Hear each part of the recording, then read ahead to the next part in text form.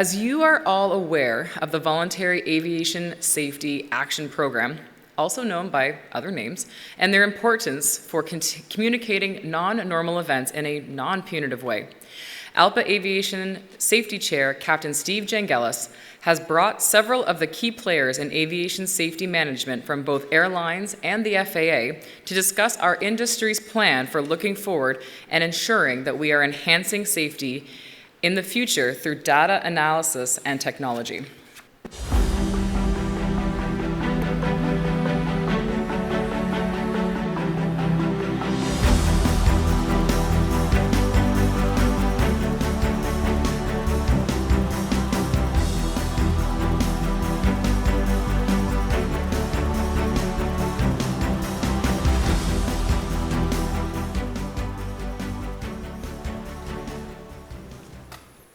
Thanks, everyone. Thanks for being here for the final panel of our Air Safety Forum. I like to say we saved the best for last. I'm kind of patting myself on the back, but we've got a great group of panelists here with us today. We're going to be assessing the aviation safety program effectiveness with this panel, discussing it, talking about what benchmarks were put forward, what we've done as an industry to try to solve some of the problems and issues that were identified by industry about a year and a half ago. So in February of 2023, then FAA Administrator Nolan had a call to action about issues and incidents that were happening at an almost an alarming rate. There were just a lot of one-offs that were happening, a lot of things in the sphere of tail strikes. And as we were looking at climbing out of the pandemic and seeing if we were being effective with our safety management, our safety promotion, our risk assessments, he called together the industry to sit down and talk. And with that discussion, that was closed doors, there was a charge given to the industry about, well, you all have the keys to fix it. Let's put the key in the lock and see if we can open up some of those solutions and get them out to the frontline employees who are working. So I've assembled a great panel here today, folks from the regulator side, from the investigator side, folks from the operational side, as well as our labor partners here. So I'd like to open it up, start up by letting them introduce themselves. Their bios are included on the app if you're interested. So Rob, over to you to start. Thanks, Steve. Rob Thomas, Managing Director of Flight Standards at United. Thanks. Thanks, Steve. Brad Sheehan, Vice President of Flight Ops at Delta. Thanks, Steve. Good afternoon. Dana Schultz, Managing Director of the National Transportation Safety Board. Good afternoon, John Murdoch, Safety Chair for the National Air Traffic Controllers. And good afternoon, Matt Kabek, the outgoing Director of Accident Investigation Division in FAA and returning to my day job as a Senior Technical Advisor for Risk Discovery and the Accident Investigation and Prevention Office. As one door opens, another one closes behind you, right, Matt? Exactly. That's good. Well, I'll tell you what, Matt, I'd like to open up the questions with you, first of all. As the FAA said, there were some issues, incidents that were a highlight. How are we doing so far in the year and a half since that? What kind of numbers, trends are you seeing from an FAA investigative standpoint? So we've seen a lot of the initial things that we were identifying start to trend downward, which is great. But with downward trends arises new things. So now we're seeing some ground collision issues. We're seeing some low altitude approach issues. So it just starts to open the door for a different discussion. And now we'll have to look at more data and see where that data is and see where we can start to mitigate the next challenges. Very good. And I think, a year and a half is a pretty good measuring stick for this industry to see, hey, all right, so what have we done? What have we assessed? I think you can set a goal, but to be realistic, you have to be able to manage it and look at it and see if we're achieving those goals. Dana, I know the NTSB has been following along, looking at investigations, reaching into some accidents and incidents. What kind of trends are you seeing from your organization standpoint? Yeah, so, to Matt's comment, we've certainly seen some additional investigations that we've opened since that time. One, of course, being a major accident investigation involving the Alaska Airlines main cabin door that was blown out in flight, or that was removed in flight.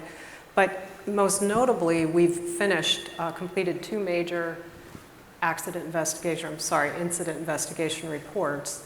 on the runway safety front. So the first being the event at JFK, which was in a runway incursion. And in that case, as well as the second report that was finished in June of this year involving the Austin runway incursion as well, we're seeing some of the same issues, or we believe we see some of the same opportunities, I'll say, on the safety front in these events that we've seen in the past. So one notably is looking at collaboration across the industry, the FAA, manufacturers, and as well as operators, to install direct warning alerting systems in the cockpit for runway traffic, taxiway traffic, approaching airplanes landing. So trying to get that indication out to the flight crews directly. It's not that, and we did see in the JFK event that the air traffic controllers used the technology, the ASDX technology, to actually prevent a more serious consequence. But we think that we need that boot and suspenders type approach. So looking at some additional protections, and it was back in 2000, originally, over 20 years ago, that we recommended having direct indications to the flight crew. So we are seeing that still an issue out there. I think it's it looks like in today's world, in 2024, the technologies are maturing and coming along. So we are looking to try to advocate to move that needle sooner than later. It's great, you speak of those technologies that are out there, and they're readily available. I think it's implementing them and getting them into the tower cabs, into the flight decks, and into simulators and training. I think it's really important. As you speak of, we see these low-level flyovers and things like that.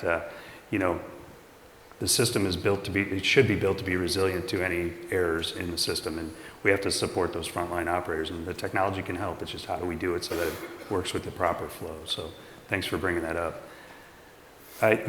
Moving on from the regulator side and the investigator side, looking at the operations, I've gathered two of our leading operators here on the stage with me today, and asking them, as pilots are here, we deal directly with these two gentlemen who usually send out the memos or make the directives for pilots and try to improve on that safety margin that we've enjoyed being at the safest period, but we see these little one-offs happening. I know that you've sat down with probably your teams and try to dissect each and every individual incident and try to come up with the root cause and prevention down the line. Rob, what are some things that you have introduced at United Airlines to try to make operations safer and smoother, and obviously efficiencies there, but better for the frontline operator? Yeah, Steve. So the performance of our pilots in the dynamic operation is a result of the training and the environment that we create for them to be successful. And that while it's a function of the training that they received, the training is driven by the standards that we create. When I moved into the flight standards role about a year and a half ago, I was really focused on trying to minimize the volume of change that our pilots had to constantly digest. So for a number of years post the merger, there was a big effort to harmonize SOPs across the fleet as much as we could. And while that can be good to a certain extent, so it doesn't feel like a different airline from one fleet to another, there's definitely a diminishing return on that after a certain point. And I think we went maybe a few years too long in that regard, to where as we were looking at safety data and trying to harmonize the policy or procedures across the fleets, the risk may have only been specific to one fleet. So by introducing a change, we then introduce substitute risk to all the other fleets to then change their environment, which was otherwise stable, and now is adjusting to accommodate that harmonization. So within the last year, we've seen a 43% reduction in SOPs year over year. We've seen a 56% reduction in SOP changes from 2019, and it was our lowest year. 24 so far has been our lowest year in the last 6 years with SOP changes. And that just creates an environment where pilots can show up. There's not a new checklist. There's not a new call out. There's not a big change that they have to constantly be trying to think about, because we want them to act, in a manner that's consistent with not having to constantly think through who's flipping the switch or what do I do. And so when I see those kinds of changes, we try to minimize that and come together as a team to do that.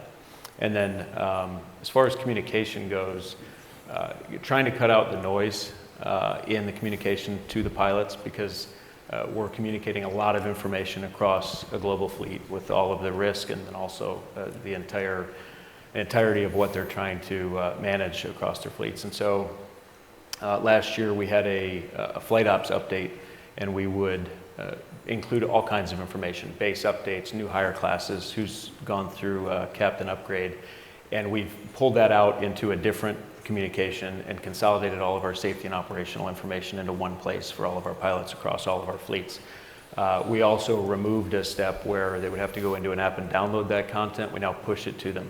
And we went from reaching an active engagement of around 4,000 to 6,000 pilots a month to now about 77% of our pilots out of almost 18,000 size group are getting all of that information, and we can see that they're consuming that. So getting them the information that they need in real time and then communicating with them in new ways is how we're trying to do that. Yeah, like you say, you push the information out. How do you know that they're reading it? And I think you had an innovative, when we were discussing this panel, you have an innovative way of making sure that just an everyday function is an education piece. Can you talk about that? Oh, yeah. So with this, we've changed, for the part that I was just talking about, we changed the platform that we use. And the platform that we use will help us understand how many pilots, not particularly who, but it'll give us aggregate data of who's opening that communication, and then are they going further into it with different links and things like that. We can check that. Excuse me. The other piece that we've done is used our EFB lock screen because we know that's sitting there for most of the flight, and it's up. And so when it locks, what the pilots will see is a predetermined safety-related message. We were seeing, we all see in all of our ASAP programs, altitude deviations, course deviations, speed deviations, and we wanted to tackle speed deviations. So we did in March of this year, we put out some information specific to speed deviations below 10,000 feet. And we ran that for about 3 weeks as the lock screen and talked about Chicago actually being one of the contributing factors to that in the way that the arrivals come in and you're going fast above 10,000 feet. And it's kind of a setup. So by creating that threat forward environment to help them understand where the threat was, have it really in their face and present so it's top of mind, we saw about a 45% reduction in speed deviations in the weeks that followed. We since did the same thing with turbulence injury reduction in June, which is traditionally where we start to see a spike. And when we ran that for about a 3-week period in June, we saw a 44% reduction in turbulence injuries for our flight attendants in June and a subsequent 44% reduction in July, which is usually the second spike each year. So we're looking historically back at our data and seeing where the risk shows up throughout the year. And then moving forward, we're not waiting for that risk to start showing up. We're going to run the messaging around the same time to try to head that off before it becomes an issue, and trying to keep our flight attendants safe. So. No, that's great. I mean, when you told me those numbers initially, I said that's just a simple fix. I think that most carriers are using an EFB type product, and I mean just a screensaver, a page, something like that. And we didn't need a new SOP to do it. We just needed to tell our pilots, here's what's trending, and we didn't have to create an environment where we're pushing new SOPs for them to try to consume and then be processing and thinking about while they're trying to fly the airplane. Yeah, I love the outside the box thinking on that. I think that's great, and that is really good. And I hope that the frontline pilots, see that and recognize, that there's some nuggets of really good info in there. But being able to measure that and see if they're able to read it or comprehend it, take it on, not as a tracking device for if this person doesn't read it or else, but to see if your message is pure and seeing if your message is being read. And I think that's because if you just keep yelling in the woods and nobody's listening, you're just yelling, right? And so I think it's good that you're able to measure it and see maybe we need to adjust the message. So that's great. Turning towards Brad. Brad, how's your week going? Pretty quiet, Steve. Thanks. Good. That's my boss. Is he laughing? Is he smiling? No, all kidding aside, this isn't really a joking issue. What's happened on the latest current events. ALPA as well as Delta Airlines have dispatched teams to assist our pilots, making sure they're taken care of. It is an active investigation, and we're going to withhold any comment regarding that. So please, there'll be no questions on that. But we'll get through it, and we'll try to find the root causes and work on best practices past that. So, just a brief bit of candor between Brad and I as we were talking about schedules in the waiting room about how much. Yep. I mean, to be honest with you, Brad, we were talking about your travel. You flew in this morning just to be here with us, and you're flying back to Atlanta to get back and work on the job that you do, the day job. So thank you, Brad, for being here. Along the lines of what Rob was speaking about, what have you done at Delta Airlines to impress upon the pilots maybe better practices and reaction to the call to action and the charge by the administrator to try to improve things and improve safety at your airline? Thanks, Steve. Without trying to boil the ocean, it's a great question, and I'm not a succinct answer, as everyone in the crowd that works for Delta knows. And I can see them smiling and laughing now. But there's really been, I kind of think of two main focus areas, right? And I think that's really been technology and culture being the two kind of key things we've been focusing on and continue to focus on. And those are, again, broad topics and broad swaths. A lot of it is, our pilot group is very different than it was several years ago. 50% of our pilots, by next summer, 50% of our pilots will have been hired since 2017. A third of our pilots have been hired in the last 3 years. So we have a very, it's an emergent group of Delta pilots that have come to us from airlines expecting technology, knowing, we don't have to teach them what ASAP is, what FOCA is. They were born into a world of those systems. And so that's giving us some advantages in terms of the comfort of rolling things out. But, complexity is always one of the challenges. And so technology is both a value add, but it can also be a distraction. And so we've done some great things, I believe, like Flight Pulse, and again, massive support to the Delta MEC and Safety Committee for having the courage a few years ago to move down a path of introducing something which, there were risks in terms of the exposure to safety data and what it would mean, but I think it's been a game changer in terms of connecting pilots, being able to take FOCA and make it personal. For me, is a institutional game changer in terms of pilots being connected to their data, their fleets, their performance. That I think is one of those things we'll look back on in years, and I know other airlines are moving into that space as well. But it's connecting pilots to their aircraft. It's connecting pilots to their performance in ways that before it really took something to occur to get a call, maybe from a gatekeeper. I think pilots by nature are competitive, so being able to see where they are in their ecosystem in terms of how they fit inside those things that we measure quite frequently, loss of control, measurements, runway excursions, unstabilized approaches, et cetera. I think there's been great value there. And that also allows us to become predictive to an extent, because you can use those same data tools. We collect so much data, but how you present it to a pilot in a way that's digestible. I think what's great about some of these tools is it's scalable to the pilot. You don't have to use it. You can use it as much as you want. But if one of the two pilots has used it, 100% kind of get the benefit to an extent. So we've seen some of those emerging technologies allowing us now to use those same things. If I can fly from Atlanta to Denver, I'm not familiar with Denver, I can look up and see what runway I'm most likely to land on, what's my most likely taxi route. It's information sharing, it's situational awareness tools. In a world of complexity, hopefully it actually starts deconflicting some of what a pilot has to deal with. So for us, it's always been one of, if you look at the pilot's EFB today in our publications app, there are 800 to 1,200 unique publications for a pilot to peruse through in their iPad. There's an insane amount of information. So I think one thing that we do in terms of sharing and data is also, it is technology to an extent, but it's how do we tell stories, right? So there's so much information out there. There's so many things to focus on. I would not have told you 3 or 4 days ago that collision events was in my top 3. And you don't have a lot, it's not a place where you have a lot of data around necessarily until unfortunately you have an event. So we're very data rich. It doesn't tell you a full story of all the threats you need to consider, but I believe it's becoming a more useful focus tool for the pilots in terms of how they can appropriately kind of focus in those areas that are most important in a world to where you have a lot of apps, you have a lot of publications, you have a lot of data. People in this room, you're safety experts. You review data continuously and how we tell stories to pilots that are relevant. There's lots of threats, and if everything's a threat, nothing's a threat. We have to help tell stories with the pilots. That's what this room does, and that's what we do collectively. So I do think technology has been a huge piece of our approach to how we manage the challenges around us. But I always start on the foundation of culture.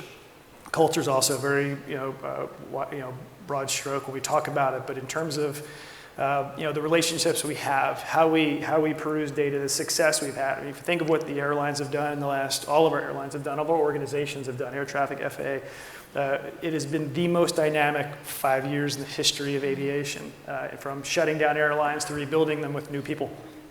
new structures, new organizations, new fleets.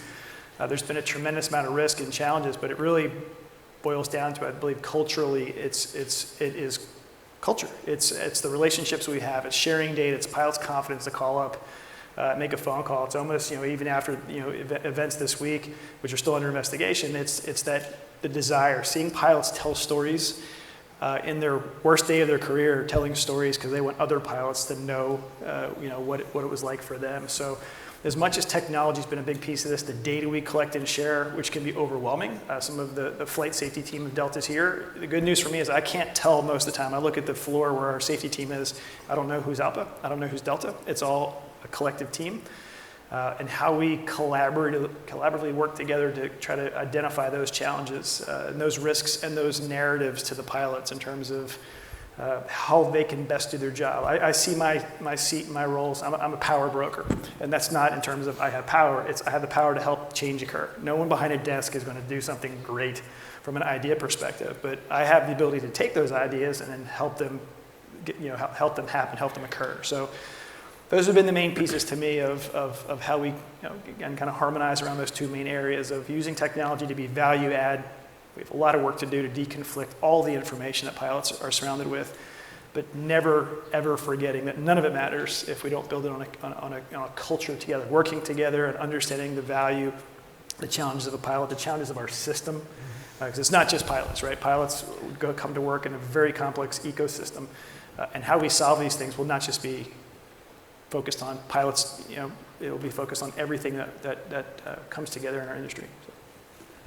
I can tell you, Brad, that being an end user of the Flight Pulse system, which is an EFB replay system of your flight, I can tell you at first I was skeptical, to be completely honest with you. I thought, oh, this is a nice little gadget, but I use it now every flight. I mean, I can, like you say, I can look. I'm saying today I'm flying from Atlanta to wherever the airport is, and I can basically look at the flight and see what the top threats are at each airfield for departure and for landing. And I think that's so helpful in the flight planning phase, and it's become part of my briefing as well by looking at those and pointing those out. And I think it's great. And there was a very good approach by the company and by our technology leaders to introduce it slow, not all at once. I thought that was impressive. But I'm not saying that to blow you up or give you any extra vigor, but I really honestly truly believe that product is going to pay many dividends down the line. So as we've alluded to it a little bit, we've talked, I think I can go right down this line and talk about newness in the system, whether it's new people. We have, whether it's pilots, controllers, engine manufacturers, avionics engineers. I think this industry is having a experience turnover, and we can continue to keep talking about it, or we can try to address it. And I think that the reason why we have pilots on furlough right now is because we just can't get enough people to make, build, or maintain engines. And I'm not blaming the engine manufacturers. They're competing for the same talent we all are. But having new employees in creates a little bit of risk, not because they're bad employees, it's just they don't have the experience levels that are there. We've been on this stage over the past 4 years discussing it. As I look down to Brother John, with the air traffic controllers, as we talk about new pilots and experience levels, on the other side of the microphone are new controllers and their experience levels. Can you talk a little bit about what your association and what you're doing with the training at the FAA and trying to get those controllers up to speed in this ever dynamic? We're flying more than we ever have. So how are you all doing it? Yeah, sure. Thanks, Steve. Well, it's a little difficult, just like anybody else has staffing issues and personnel issues, and our new employees or our new members now, they've never lived in a world without an iPhone. And then they come into our world and we have a rotary phone on the wall. And so that's an interesting conversation, to say the least. But most importantly, what we try to do is, and we just actually released a new training directive. So to update our training, right? We took a look at it and said, where can we improve, right? And how can we prepare the workforce of today for tomorrow, and really today? And so there was a couple things they did look at, and we updated just some standards and some expectations. But we've also started rolling out new tower simulation, right? There's there's a part of the FAA reauth that requires the FAA to start doing that. And we know advanced simulation, as you all know, works. And it helps, it reduces the training time, and it allows controllers to see things that they wouldn't normally see. And some things we really don't want them to ever see, but in the event that they do, they at least have exposure to it and can react to the situation as needed. But largely, yeah, just not the new career members are we worried about. We also look at like our mid-career folks and our late career, right? And it's a dynamic workforce, and the changes in the industry in just the last 5 years has been absolutely unbelievable. And so how do we take the late career folks and bring them up to the new technology and using those new systems, those new SIDS, those new stars, understanding how those things are built, and then the mid-careers that are pulled in two directions. They're pulled towards the rotary phone by the late career and pulled to the iPhone by the new career. So we're really just digging in, supporting, trying to understand our new folks and make sure that we're teaching them the way they learn, and then they kind of learn our system and integrate and understand that it's not a one-person system, right? It's not just air traffic control. It's the ground operators, it's the pilots, it's the dispatchers. It's a system that works together to make it safe, and just teaching and driving into that's super important. Absolutely, John, and I agree with you 100%. I think that, and it's a two-way street on this learning curve. It's not the experience teaching the inexperience. I mean, how many times have I handed my iPad to my first officer and, here, I'll do that. Oh, that's how we get that. Okay, I pulled it up that way. Yeah. So it's kind of like hand a 5-year-old your iPad. They can figure it out. They know what to do because, like you said, they've been raised on that equipment. And, I kind of share the same discussion, you have with the rotary phone and the non-rotary phone. When I got hired in the line check program at Delta Airlines, the J. Arnett, our line captain, basically, he said to me, he said, Steve, are you ready to start training people that have never used round gauges before? And I had to think about that because the students that are going through primary training right now are using glass. They're going to a regional jet or a A320 operator, and then they come to Delta Airlines and congratulations, you get the 767. And it has round gauges. So teaching them how an airspeed indicator works. And we joke about it, but our instructors who are in the simulators are working with those folks to try to get them to train on that. They never learned on that equipment. You have these small trainers, 2-seat trainers that now have more glass than my aircraft does. So that's, again, it's a two-way street. They're really, really good on that technology uptake. And, some of us, let's say later in their career members, not old, but later in their career, folks can use help. So it is a two-way street, and it's not to knock our new people. So excellent. Dana, I know that your agency as well has seen some turnover. It's not easy to find an investigator right now that knows what to do in a large major accident. What have been the challenges for you, and what have you all done with training to try to get your people up to speed, and how has the hiring been going? Yeah, it's an everyday issue that we have to contend with in today's world. I would say between a quarter and a third of our workforce is completely new. And like I think everybody on the stage and many of you out there, when we came back from COVID, there were people that just didn't come back. And so that normal progression of succession planning got upended. So now we have a number of people that are new. We have the work continues, as I mentioned earlier. We've got quite a number of active investigations in all modes. We don't just investigate aviation. We do rail, highway, marine, pipeline, hazardous materials. So one of the challenges we see is that we're a small organization. We are, as of today, I think 438 people at the NTSB.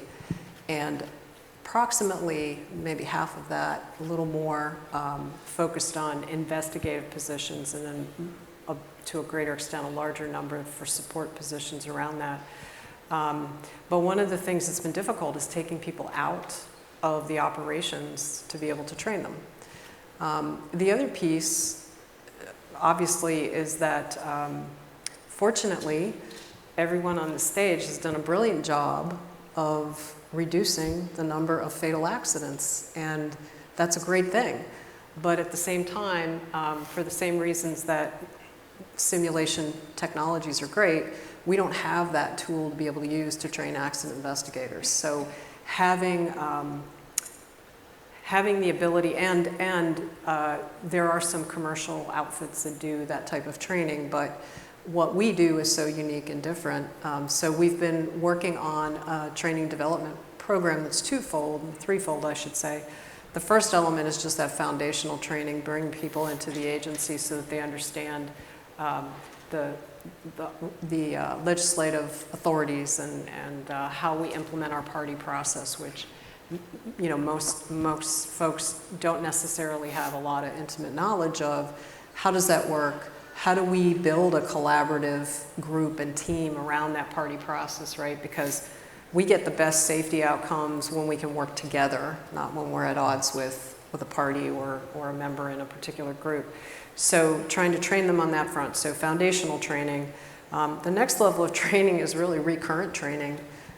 For some of our even more experienced investigators that have been with the agency for a number of years, because of the nature of how the world around us is changing. And that leads to the third element, which is emerging technologies. So it's great to hear Rob and Brad talk about the technologies they're using at the operation to be able to enable safety, keep the engagement of the employees on the front line so that they're focused on the most important things, and that you're adding value to their day, to their job. So, if you bring them value, they're going to come back and want more and more and more, and that's a great thing. But, for us, those emerging technologies have been building around the agency, so to speak. And once you come to the agency, you don't fly airplanes anymore, you don't maintain them anymore, you don't design and manufacture them anymore, you don't manage the traffic anymore. You're in this position where you're evaluating all those things through this party process. So one of the things we've been trying to do is build some strategic alliances with some of the technology companies and organizations to be able to build customized training opportunities for our teams. But as you know, Steve, we partner a lot with the industries that are parties through that process to really get an opportunity to also learn from them. So we just want to make sure at the time an accident occurs and we show up on the scene, we're ready. That's really our North Stars, to be vigilant. So those three areas of training are what we're focusing on. But it's difficult, so. Yeah, Danny, you highlighted something. I mean, we're so used to simulation on our side of the business and, the flight operations side and on the air traffic controller side where, like you say, you don't have a simulation. It's live, and you either have to have someone shadow and follow. So that's really interesting on how you're getting your people ready to be out there and be active investigators and working in the structure. That's great. Thanks for that. Absolutely. And one last point on that, Steve, is that really that's the foundational strength of our party process. We always have to do that, no matter how prepared we are from our industry or other experience coming from another federal agency like the FAA, coming from a private sector company. But we always have to rely on our party members to be able to provide those specific technical details in an investigation because we can't know every airplane. We can't know how to fly every airplane, how to build, design, those sorts of things, every airplane. We might have specialty from our area of wherever our experience came from, but yeah, maintaining that. And so I want to thank everybody up here because as parties, it's a collaborative learning opportunity. So. Thank you, Dana. And so that means ALPA is going to be accepted onto every investigation group. Is that what I'm taking from you? Well, ALPA we will can be talk. We can involved? talk. We can talk Steve. about that. You all add We'll value. discuss. There's no doubt. Yes. We'll discuss. Great That'll value. be great. That'll be great. Thanks. Brad, I know that this is not your area of responsibility. Flight operations is your primary job title, but I know you get an inside look at what's going on at the upper levels of management. Are they looking at, and I know we're dealing with maintenance, we're dealing with ground handlers. What's the emphasis on training, hiring, acquiring, and keeping people safe at the airline? Yeah, well, so I think I'm sure it's the same at United as it is at Delta. There's such a huge focus on the brand. It's the customer experience, it's what that widget means, and United similar Delta, not every airline's the same, but it's the value proposition of people paying money and sometimes more money because they believe they're going to get more on time or better onboard services. But I think we all accept that during COVID, when you hire as many people as we all did, that you're going to have made some hiring errors, right? I think the difference is different in the pilot world because I always brief all our new hire classes and I kind of walk in and go, this is nobody's first job at Delta. Everyone had a career at Delta before they came to Delta. That's not the same in every other part of the company. In fact, when I go brief new flight attendants, they may have been a Starbucks barista the week before. They may have been a flight attendant somewhere else. It's usually pretty rare, right? So even some of the mechanics we work with, they may have been an apprentice, but they likely didn't work at another airline. So without a doubt, I would say that, which I've actually grown a lot of respect for, is I believe what I see is a strong sense of maturity and confidence, and you want the operators, you want the things we're discussing are mutually beneficial to senior leadership. They ride on the same airplanes we do. They want to believe they have two very qualified, well-rested pilots who are flying them, right? And so I think the benchmark that Flight Ops has done is actually, we now have conversations over how do we interface with other parts of Delta. So a big part of my job is interfacing with in-flight, ACS, Tech Ops, et cetera, in terms of how do we relay information back and forth and make sure the things we're doing, the change in our system. If it's turbulence, we have to be very closely connected with flight attendants. If it's some Tech Ops procedures, how we write things up, a new MEL, electronic logbooks, et cetera. I think one thing that COVID did is it brought us much closer together because we relied upon each other to get out of COVID, right? Network couldn't do some of the things they wanted to do with flying airplanes if they weren't very closely connected to how well we hired and trained. So as a result, we built relationships that we didn't have before COVID. So those relationships continue in terms of you want to open up a pilot base someplace, you want to bring on a new aircraft, you want to change equipment.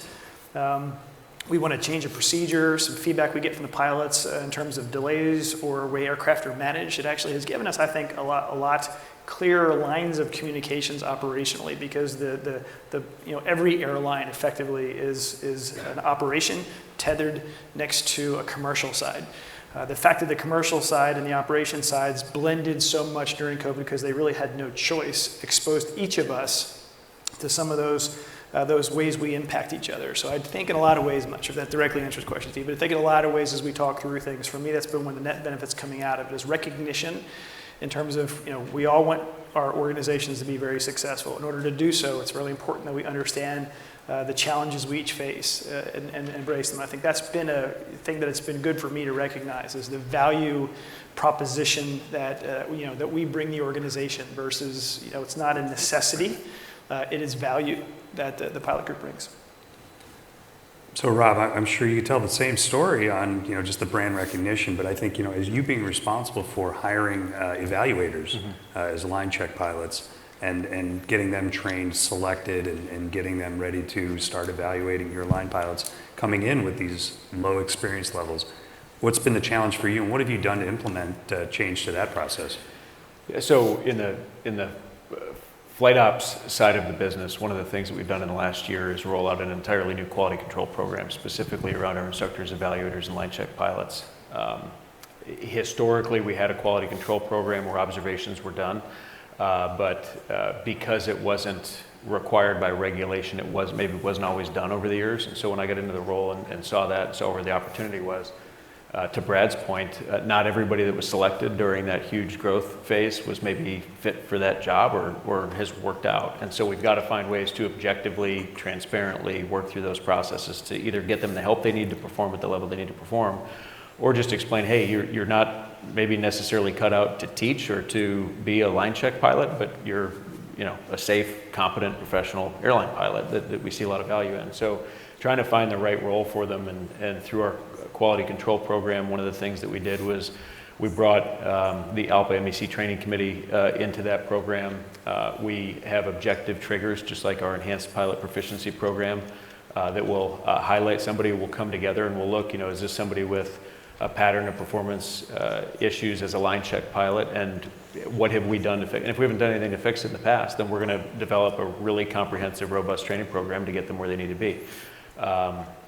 And again, if they're not, they may be deselected as a line check pilot, but it doesn't mean that they're not performing really well as a pilot. So trying to just be really objective and transparent about it. If you're not transparent, that process can get questioned really, really quickly, and it really undermines the faith in the program overall and what the people are getting.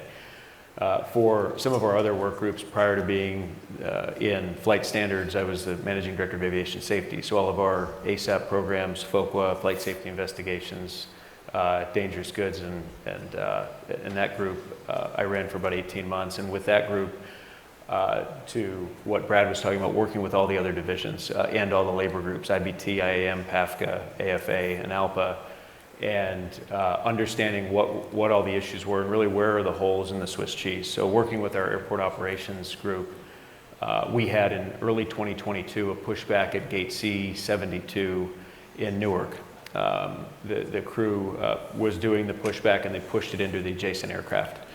And that damage ended up launching an investigation, and what we found was an issue with our scheduling system, not with the people who were pushing the airplane back, but we set them up to fail, if you will, when we had assigned them that gate, because all of the people pushing that airplane back in 2022 had less than a year of experience working that role.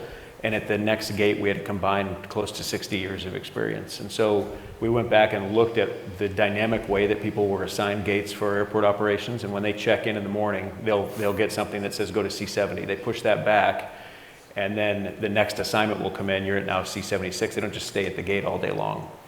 And so as they were moving around, all the holes in the Swiss cheese lined up to where we had a bunch of experience on one gate and less on another. So we've gone in and programmatically changed that to require a certain experience level in that solver, if you will, kind of like a PBS type of thing in real time. And so as it's giving you that new assignment, it's looking to make sure that it always compensates for a certain level of experience there. And then we also have, with our airport operations personnel below the wing, anybody who has less than 6 months is wearing an orange vest. And so that helps other people on the ramp recognize who may or may not have more or less experience associated with the role that they're in, and just gives more awareness to everybody working through all that. That's impressive that you went into the granularity of where their experience levels are. I think that's really impressive that folks are looking at that, and that's interesting. That's the first time we haven't talked about that. Well, that's really, and that all goes back to mentorship too. So we've invested pretty heavily in a number of different mentorship programs across the organization, and so that's already been top of mind for us in terms of how do we set people up for success and surround them with people who can transfer knowledge that you're not going to get in the classroom. No matter how many computer-based training modules you push or how many times you bring them into a classroom, if they're not out there learning and doing it and getting the practice, then they're not really going to see certain things that we can't recreate, to Dana's point. So I think creating an environment where they're insulated, if you will, by mentors or people with more experience is really helpful. great. Thanks, Rob.